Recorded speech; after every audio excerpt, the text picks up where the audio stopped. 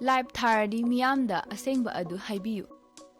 Dukan Yaura Akanda Masidadi offer laitena soidana harakani. HG Cassette Gallery da amutang linkshin birau. Online price da mobile khudimak loina phangbigani. Hojik se wana ba matamnina loan gi khudong chabasu aikhoi gi maikai dagi pizari. MI gi phone leiba singi su lucky draw leizai. Jahi loramdai asida adom gi daw adu yabra haina amuktang yengbiu. Car bite mobile na jingba sing phawba yana leiri. Ningol chakau bagi special offer gi mathakta aikhoi gi store gi oina su lucky draw tawjari. Lucky draw asigi first prize na 32-inch TV, second prize na induction, third prize na rice cooker ni. Singjamai supermarket ta laiba HG Cassette Gallery da lengshin biraktu na khudong chaba ase lawbi ho. Makhal kaya gi award fangnaba HG Cassette Gallery ni. Chahi taragi mathaktagi HG Cassette Gallery na mobile store asida matam nga chanaba mongda offer amadi discount kaya piduna lakchari. Sale khudong cha double su loan da mobile lawbi ba yagani. Discount piba khatang natana lucky draw tawduna miyamda khudol kaya am su pijari. Miyamsu Singjamai supermarket ta laiba HG Cassette Gallery da umtang linksing birau. Loina na HG Cassette Gallery gi Facebook page asibu follow tawba singi onasu lucky draw amasu thamjari.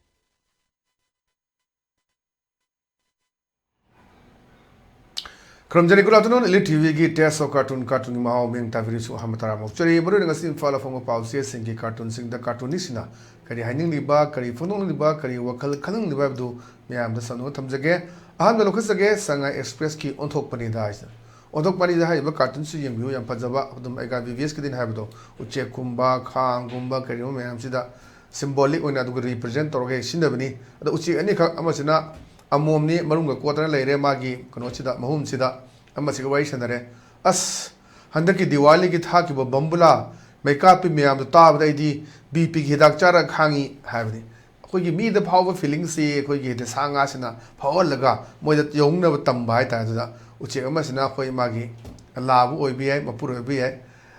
line di bambula thau logau khau haipona te da Taibang mina nungai na ba hapsin mangak tani dana aseng mani koi ningol chaku bagi kari gi leireba dagi Diwali gi leisi koi bambula thau kaina haiba mai mit ki koi gi mai gi kumai hainari bani dop koi gi hana candle natraga kino thana ti machu thana tauba bambula thaba mayam tongdona pudo adugi potu da kitang society sida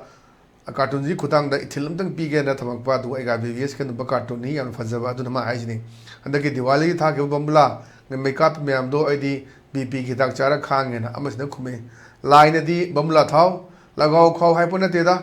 taibang mina nungai na ba hapchen mangak tani dana mani haji tori meyam sing se hapchen ba bu henjel laktana khoi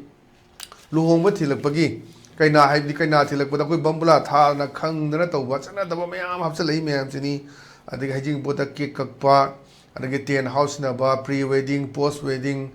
Hadik chana bi meyam leire khoi matam da di khoi masagi miron ba kholam ba gai si mi mang do ubadi kai jei kai na mapan da ga thok taba fi ne ga khumjala ga chat pa khot pa haji ti mu photo shoot tong na ga thagal la bani social media si da ano ba chane bi si khoi gi khoi matau tam ba da ki su kai le ti krana thing ba pi le ti ma gi apam na du khoi gi ba leijeri ba khoi chana lon chatu madi ngak pa phabra hai bi sini ji chane bi si aduna bamla thajan bi tore kai na thilak pura kai na khang na taw mayama adagi yamna ikai hanguna tawna mayam adi tawde lohongba mando meaida lei preng hu oni kundu hu ni duga makajai si ani kaino gyamen ta da ba chana mayam si kamai na yeng hindu no gyan ta dre hoi lam gi chani bi lei mi sunang kundu hom dai da paisa jar thajan bagi suna kana camera ka paduna nam nabu honare khanjan bagi saungna ba sumo mayam sule chane bi che ja jani tawnari mayam sin se adana ji bomla thabi kaina thelak pada cake kakpi adagi baton to buda beer bottle happy loire chane bisi Manipur gi chane bisi kana na kamai to ga to buda buno haibasi mi gi wakal singsi akoi ji kadai de leiri buno akoi na USA gi matau tamba ya gadra akoi na Korea gi matau tamba ya gadra haibasi ju khan ba matau ma ta buduni modu khudimuk to loina mangthelak ba adani ngasai gi aiga BBS na yamna pen darak thana hajigi mai cartoon ni kuthang da mayam da thamak ba yamna fajaba wan thok leiba cartoon ne thamjage matang de leisna koi sanalai ba ki loiredana haibdani loiredana sida handaki ningol chagu basida adum akhoi laira mayam sigi tawba mamang chaida kogida bada nungai taba madu gi oina kitang kaungna sirana khanamni adu handaki dasi loina mamang gi chegi yauna phukat laga pina be mawang hekta akhoi gi dakhina gi hidana masi lepte phanam lawsu adu gi sin namaka create tawraga cartoonist na phulakpani ka ani leire mane box na mapand lei hai lei version ni ada mawani se halak pagi sen neba ada mawama sina haire ka amadagi tum thongna wa shi yare ka amadi oiroi nam sana doina ka manung de leire thongna ga ta be mong ni ai gi di sana mor ani tawre e na mamung na pim na harak pani ade mamung na pim ma sina mo iche kar angang base khudol le na karam leise mangda ada handi bisina mane box na makhang me laga mane makudi mojam fawo lening de anasteda sini akuna di haiba mane maku suna su laiba mamung na pida masaw na khallu haiba mamung na su laiba mane maku do mama do mamung do khallu haiba khan ba yaw do banate khan ba myam amale mane box na hekta mamung na bisi macha na pidu lu na tawba dum yaw do banate kana gum madana muk sagi mamung na bisna mane box hekta otpa si yaw do banate myam ma toroga sarkar gi acho ba akhoi gi officer myam ma mai nupi gi sarai dagi hek khang lak bangam da na mapaw ga se mama ga se orphan home da thamba nuong ma cha ni pcg birthday gi sum farm akhoi gi orphan home da lairiba oles home da chapa bi ga sida madai mapu maksagi mapu thengna ba mabu bok thengna ba da ante mapu bok thengna ba dagi magi akhoi gi abok thengna ba mabok thengna ba yaw bagi mayam tu thengna gi dana myoy be se adoni ngasi akhoi imai pa dana pokpiram dana ngasi akhoi si phim jodna myoy ba ma hingba ngam ni aduna leita lairiba dagi leibana tongan ba ni hek chanjau pa mayam sina nupi gi sarai dagi mai mapa magi mama hek pokchaba hek pokpi be mama do bokta home da thambang ngambagi posem yawi adudani ngasai hoi ma thongak na sai di sanam horani pure ka na haraw tamba mami no khoi gi machim naw se mawni se sai di kar ma tam e kan tawada mane box na targa mane mukhi di mozam pho lening dena yamna fazaba se gi manung gi idea yamna leiba adumba cartoon na mani haidra thamjage mathang da leisina pongna phonggi balo he have doni balo he sida koi takau bagi kano se loin ma koi kok tha dare koi cartoonist sing se ale da koi halaya mate manaw ji wari sana bagi senne anga amasu yawri awana kya gi yenglaga takau basi pangthok pani adubu dakhina gi lamjen di adum yang na cheli ne na ai sai je do chama ne dakhina gi lamjen adum cheli mamang su yaw duni haji yamna pina ba adagi social media thagalakpa mayam yawri adagi tuan ba khoi gi aram bai tengul kauraga relief camp da leriba sing chapada ekta mathamoi pen dana adagi kap tana lawba mayam su ko yaw dum na te tuan tama jaga sin hada aram bai tengul na cho thodang long duna ma unit leriba sing da loina ma paktak na ningol leriba sing relief camp da leriba sing chako ba ko ge bagi sendu mayam do ubirab duni adani sai da du asagi chako bagi dakhina gi hidan na bodo madu di lep tri lamjen se na mana pok phoma khamuk thamakpa yamna fajaba se su wan thok leba adumba cartoon ne thamjage matang leisna koi huelan paugi as loire habuduni adada koi gi construction ama gi work to bane ada mantri na thikadar ha se thikadar sabuk su bani na ada sai gi ma ne drain chan basida yot chi hogi sinru bujani ada ma na yot sinru bujang sai thikadar to la habuni nala si wan chalu harga yona kari gi chale buno na sai gi masai do wan hapo na yot gi mufta ada amasida khulon raga hai mai mistri sina na koi mun na taja hodre na sini swai da khoi ne haibado thika ge thabuk toriba mayam sing si khoi thika gi contract wang ni hai di quality maintain toroi da bani haibagi khulon sin leibra natraga na khoi hek mantri dagi horaga magi percentage logo mayam sina mathang ka ke ba crore tara ta wadu da 3% ka ke ba minister gi 2% sub engineer gi so gi e gi mathang ka khiganda lemo da bi hajuk social media da ya phajaba construction wang amagi to ba pasa chabul pura kana mathang nau buda magi ani khak lemo da na khoi gi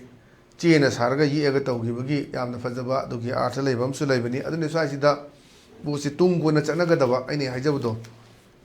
sahi manga sida priority thambiro chahi madana mai hawan sit ko mai ising sida khona biro chahi mana koi health sector da tong biro chahi mana lambi thong ga to biro sumaina to duna to ra di chahi manga sida full swing to ra kan di akoi adum develop oni somna kan da lambi thong ga thada ga da mayam duna mu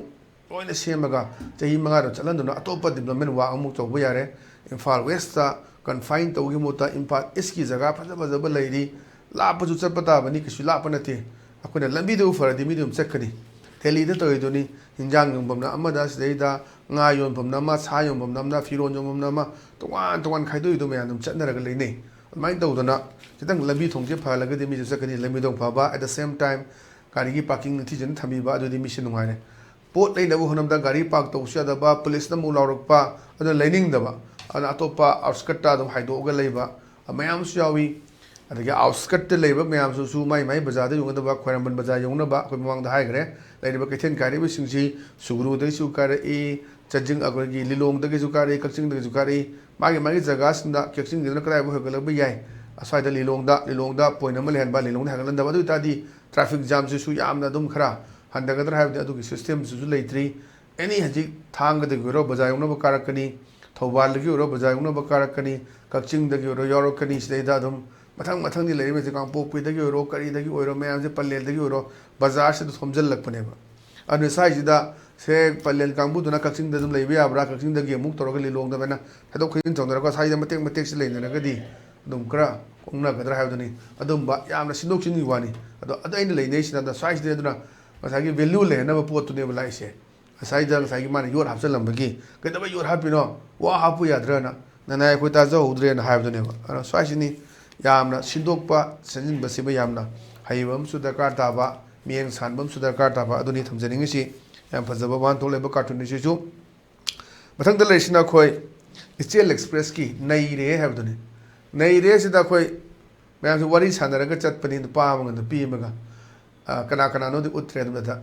thamoi da nongmai sanaraga swai da mi khara chakuraga nungsinaba yaroida na magi sai cartoonist ki mai pen da mamle rekta pen da mamle na khola ma law rei bani aduna thamoi gi oba mari leine sine ba chak to chanara ga yaro sine ba amani khumai hajik tabu kana nungsi na ri ge pomin da ba machin manau phau sambal thingna kan si dana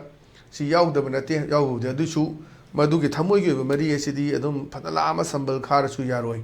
adum sambal lo kai ga te ga tum chatpa ngam gani ana sai si da thamoi gi oba mari du ni sagat pa da ka uri se chimbal thong gi na taba thamoi gi bemai ro sagala ka dane aduna sai da chakau hanjak ching tam chakau dana khotana tawre mayam sing si yam fajaba oi chingmi ningol na khoi gi tammi da mem pan ba tammi kang muna chingmi ningol na mem pan ba adugi khoi gi thought sharing mayam du hanjak sin bi yam fajaba poni aura khatang yam na negative ul sifat ba aduga mayam gi ba du bo hai pen da ba magi freedom of expression ni puning ba mana phongdon gi du kai no du ana khatang elaborate tawai wani aduna karaga thamoi gi mari du lei pa mi haibagi hutna da hutna ba dumba cartoon na mani haidana ai thapsege mathang dalai sina khoi naron thodang gi hawa do leirang do sida bot ki matang ne ji bot naksele madum si kuiraba mamang su yaw gram ne do sim lokhat sarage koi hanjin basum yawi cartoon ni sing si ko aramana matik chaba mi yam lei bot kar di channaroena ana bot si kar ga di ke do ba chin thi bo hoi ga da ba oi da ba ngang ba hai ga da ba kara kadar hai ga da ba sum mayam jim sangi yam sida sada to ruta di bu oro da ba adadani matik chaba mi yam lei bot kar di channaroena ana si su yam phajaba adum ba artha lei ba adum ba wan tho lei ba cartoon en thamjage mathang da lei sina khoi Manipur news gi dasani ha duni dasani is da wari sana ba si mantri mandol gi wari ni ale ni pi sina hai na khok ba da ne moi babung crore hai ko na ama si mantri ju phammaga sofa ri phammaga phamung ju be sofa ju be sofa wa si ada nang ju ne mohor na hai ni na khok na bagi yam phajaba aduna crore adi ni pi na sana pamba sidi dum fake ni ko na dum hai da su ada ki ba da ing ba khang da ba sidi myam ya na mafum ni ana sai gi mantri ju ni paisa ji fangal lo na khok da crore na ko hebigi yam na nokning ba dum mitaga uraga dum hepet nokning fa ba sin ni ana da mate manau ai na jabu do kuta pa jama se la ba ada gi neru tu bi upadi mantri na ga mele oire aduna hajik se da na sai gi paisa ji phangna ba na ba tu ni crore na ko ena mai ni pina tam aduna mai na pa sina mu mantri nang ju mohor na wat ko ena yam phajaba wan thok leba cartoon nen hamjage patang da leisna khoi people's chronicle gini twist article sida cha puraga thole ada mai na pa sina haire I'm quite sure ai saseng athazai that you are not planning to go beyond nang madu wang da chaloi da kain hagan da the expectation of the belated ningol fits at home anang saigi koi chako boloi ga su haji kongna gini ngasi di kongna de Wednesday phajana kongna ri mayam jaga singda dagi nongmaijing adu nongmaijing chi mapani pale hai kongna ga do mane mara kisa dum nongmaijing nimit phabada dum tabak chathokpa mapana chatluba kari kra torbu singsi aduna sumag dum kongna bu su yawi ada mamang da di koi adom chako bu se ani thoktana tawjiba mayam ma yawi adagi de piba chako gaina nung piu gaina to ko i chanabi mayama अंध विश्वास superstition है गदरा ma'am से लेबदुनी अदुनी हजिक मणिपुर की ओरिबा situation ma'am से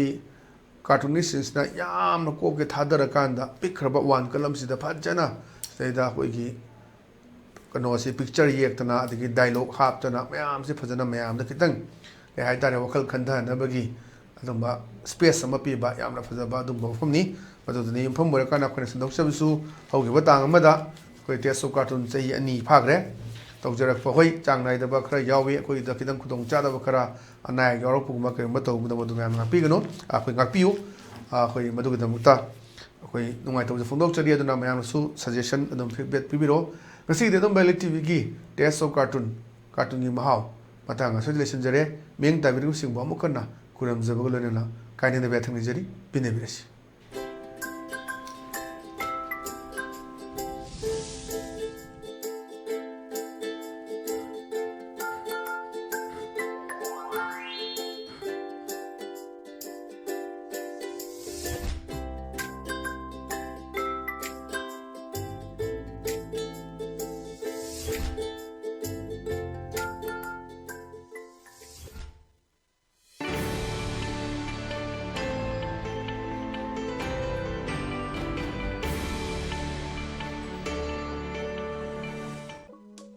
live थारदी मियामदा असेंगबा अदु हाइबियु दुकान यौरा अकांदा मसीददी ऑफर लेतेना सोइदना हायरकनी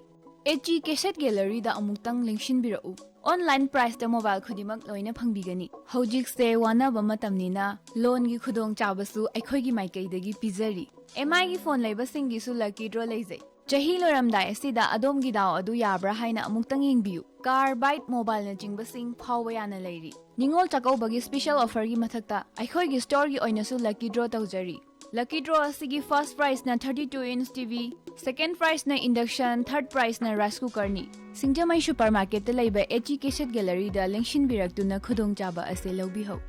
मखल कया के अवार्ड फंगबा एची कैसेट गैलरी नि चही तरा की मथक्तगी एची कैसेट गैलरी ना मोबाइल स्टोर असिदा मतम चानबा मोंगदा ऑफर अमदि डिस्काउंट कया पीदुना लाक्चरी सेल खुदोंचा दबलेरसु लोन द मोबाइल लौबीबा यागनी डिस्काउंट पीबा खतंग नतना लकी ड्रॉ तौदुना मियामदा खुदोल कयामसु पिजेरी मियामसु सिंगजमई सुपरमार्केट लेबा एची कैसेट गैलरी दा उतंग लिंजिंग बिरउ लोइना एची कैसेट गैलरी की फेसबुक पेज असिबु फॉलो तौबसिंगी ओनसु लकी ड्रॉ अमसु थमजरी।